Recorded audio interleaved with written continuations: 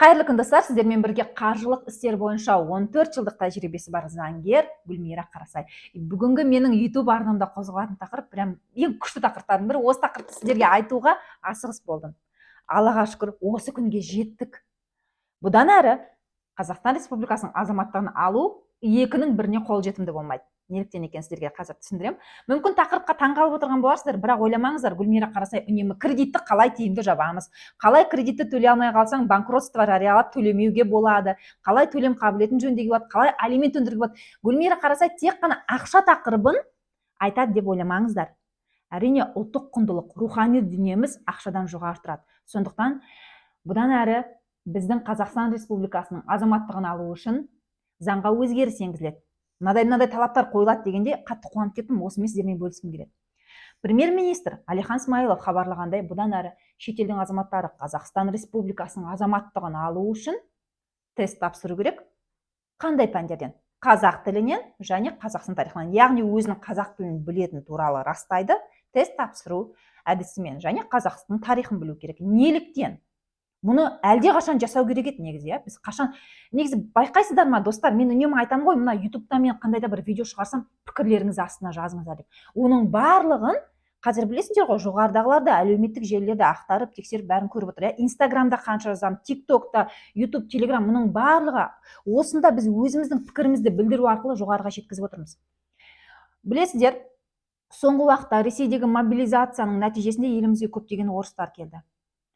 Мен негізі орыстар жаман деп олай айту ойым жоқ. Жаман ұлт болмайды, жаман адам болады. Дегенмен біз өзіміздің ұлттығымызды сақтау үшін, өзіміздің жерімізді, тілімізді, ұлттық құндылықтарымызды үнемі үстем қойып сақтау үшін біз міндетті түрде осындай талаптар қоюымыз қажет. Әйтпесе шетелден келген азаматтар не қазақ тілінде сөйлегісі келмейді, не біздің туымызды қадірлегісі келмейді.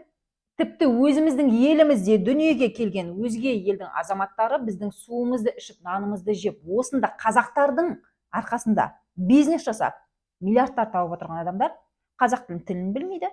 Тіпті қазақ тілінде сөйлеу өте төмен деңгей, бұл өте үлкен мәдениетсіздік деп есептейді екен. Сондықтан бұл заңның қабылданатынына мен қуаныштымын. Бұдан әрі Қазақстан Республикасының азаматтығын алу үшін шетелден келген азаматтар міндетті түрде тест тапсырады. Ол қазақ тілінен және қазақтың тарихын білуі тиіс. Қазақтың тілін білуі тиіс, тек қана тіл емес, тарихын білуі тиіс. Әйтпесе шетелден келген азаматтар не дейді? Қазақты қазақ қылған Ресей империясы. Бұл қазақ деген болмаған. Тіпті қазақтың жері де болмаған, елі де болмаған деген өте сондай бір қисынсыз әңгімені айтып жатыр. Мен тіпті олардың сөзімен сіздерге мұны айтқым келмейді.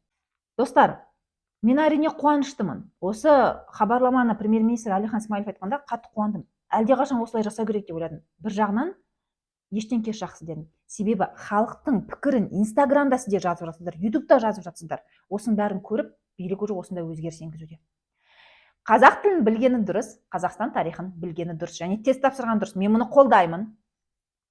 Бірақ қосымша мынаны айта кеткім келеді. Мен заңгермін, тем более қаржылық істер бойынша заңгермін. Және қанша құйтырқы әрекеттерді көргенмін. Заң бұзушылықтарды почти күнде кездестіріп жүрмін, себебі бұл менің жұмысым. Енді осы орайда ойлаңыздаршы, бір қарапайым мысал келтірейін, Всегда қарапайым мысалмен түсіндірем ғой, түсінікті болу үшін сіздерге. Мысалға, менің күйеуім, жолдасым Азамат мырза айтишник, IT маманы. Егер қазір мен мына өзімнің Mac ноутбукте қандай да бір программаны аша алмасам, жұмыс істемесе, мен Азамат мырзаға қоңырау шаламын, сразу айтамын, жан, мен мына ноутбукте мына программа ашылмай жатыр, запись жасалмай жатыр, немесе там Word ашылмай қалды, Ол маған бірден айтады, мына программаны аш дейді, яғни менің ноутбугымда арнайы программа орнатып қойды, мен жолдасым, мен соны ашамын, и маған кодты айт дейді, мен оған кодты айтамын. Нәтижесінде ол сонау офисте отыр, мүмкін Астанада, мүмкін Шымкентте отыр, менің мына ноутбугыме жалғанады. Мына ноутбугымның ішіндегілерді өзгертіп бере алады. Мен тиіспеймін, мен просто көріп отырамын, мен ноутбугым қозғала береді өзі. Мышқа қозғалады, Қазір осындай заман. Енді өзіңіз ойланыңыз.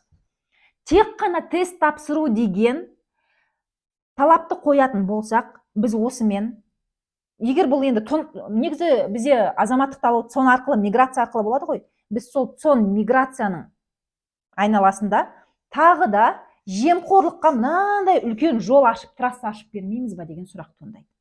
Неліктен?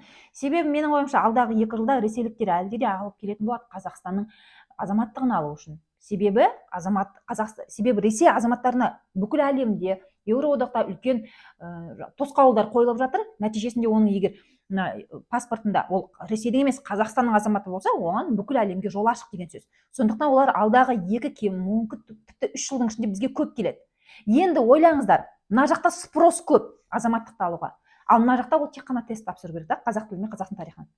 Енді жоғарыдағы айтқан амалмен тест тапсыруға барған азамат соның ішінде отырады. Белгілі бір кабинет болады, білесіздер ғой, компьютер арқылы тапсырады. Мүмкін тіпті онлайн тапсырады. Онлайн тапсыратын болса, вообще бұл талапты қоюдың қажеті жоқ. Неліктен?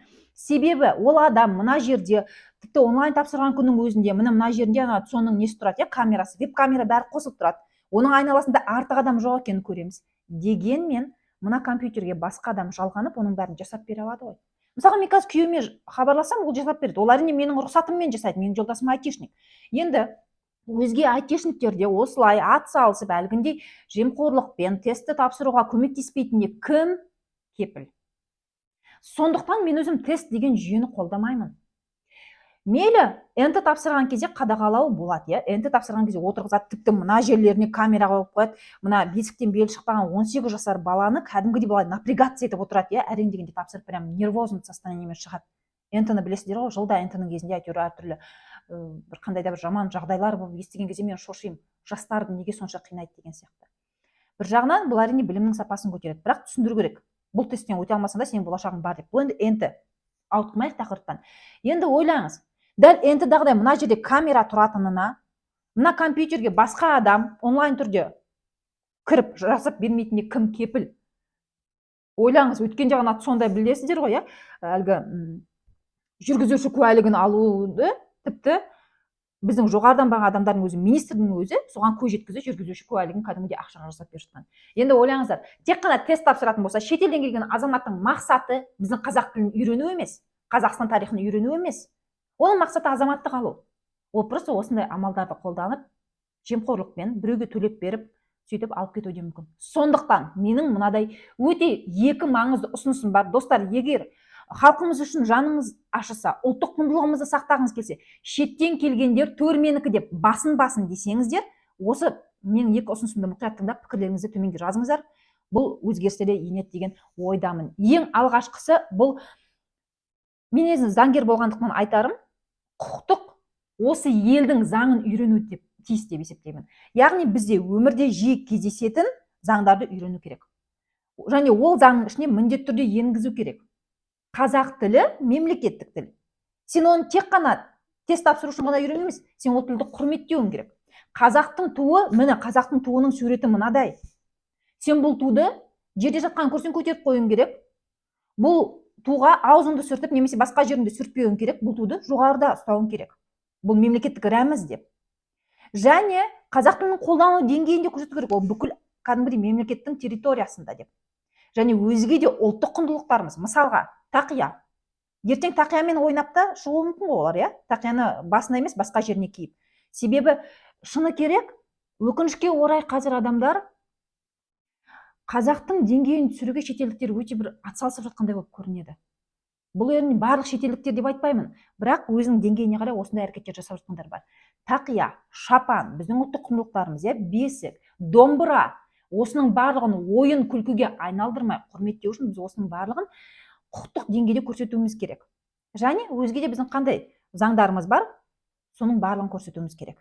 Ол осы мемлекетке өмір сүруге келген адам осы мемлекеттің басты заңдарын білуі тиіс. Бұл бірінші ұсыныс. Екінші ұсыныс. Жоғарыдағыдай тест тапсыру барысында жемқорлыққа үлкен жол ашып бермеуіміз үшін міндетті түрде Қазақстан Республикасының азаматтығын алып, осы елде бизнес жасап, осы елдің тамағын, нанын, суын ішкісі келген адам міндетті түрде қазақ тілін шынымен де үйрену керек. Біз мұны қалай тексереміз? Ол адамдар міндетті түрде ауызша әңгімелесуден өтуі керек, және бұл әңгімелесу кемінде 20 минут уақытты қорғау керек. Тіпті жарты сағат болса супер. Яғни тет-а-тет отырып, бетпе-бет, көзбе-көз отырып, ол адам қазақ тілінде өзі әңгімелесу керек. Есімің кім? Мынау қанша теңге тұрады? Кәдімгі дүкенге барғанда мен қазақша білмеймін деп тұрмау үшін, ол осындай қарапайым жиі кездесетін қазақтың базовый алғашқы деңгейін үйренуі тиіс деп есептеймін. Және егер мемлекет қажет деп тапса, оларға тегін 1 айлық 10 күндік курс жасау мүмкін. Мысалға, сен 1 қыркүйекте құжатыңды тапсырдың, 31 қазанда сен емтихан тапсырасың, оның ішінде тест бар және ауызша әлгі әңгімелесу бар, собеседование. Енді 1 қыркүйекте сен құжат тапсырған кезде саған бірден көрсетеді. Міне ютубта, мысалға, оны офлайн жасаудың қажеті жоқ. Дайын видеоларды түсіріп ютубқа салып қоюға болады. Міне мына жерде мына каналға кіресің, ашық канал, немесе еговтың ішінде жасауға болады оны. Осы видеоларды көресің, қазақ тілін үйренесің. 1 ай бойы егер азаматтық алғысы келеді ме, үйренеді. Келеді, жарты сағаттық ауызша әңгімелесу барысында ол оны үйренген дәлелдейді. Егер әңгімелесу барысында ыңқ-мыңқ сыңқ етіп түк түсінбей отырса, онда оған азаматтық берілмейді. Бірақ екінші шанс беріледі, сен енді 1 қараша күні келесің деп, осындай қатаң талаптар қою керек деп есептеймін. Достар, бұл ұсыныстарым қалай сіздерге? Мұның барлығы біздің ұлттық құндылығымызды сақтау үшін деп. Мен де өз ойымнан осыны қосып отырмын. Сіздер қолдайды деген үміттемін. Егер тема актуалды болса, міндетті түрде YouTube каналыма подписаться етіңіздер.